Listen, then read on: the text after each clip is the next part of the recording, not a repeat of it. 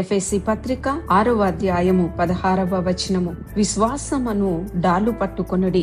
మనం శత్రువుతో పోరాడాలి అనంటే మనకు కావలసినది విశ్వాసము. విశ్వాసము అనే డాలును పట్టుకొని అపవాది వేయుచున్న ప్రతి అగ్ని బాణమును ఆర్పివేయాలి.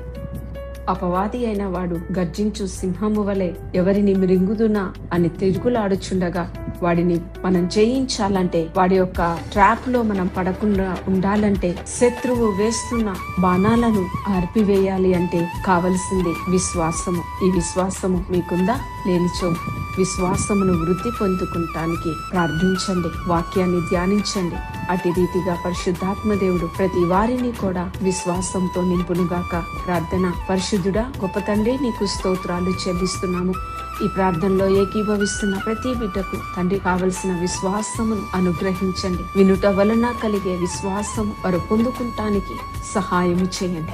వారి జీవితాల్లో శత్రువు ఏ విధముగా పనిచేస్తున్నప్పటికీ వాటన్నిటినీ జయించగలుగుటకు విశ్వాసమును అనుగ్రహించమని, ఈ దిన దీవెనలతో ఆశీర్వాదాలతో నింపి నడిపించమని యేసు పరిశుద్ధ నామమున ప్రార్థించి పొంది నిన్ను స్తుతిస్తున్నాము తండ్రి. ఆమేన్.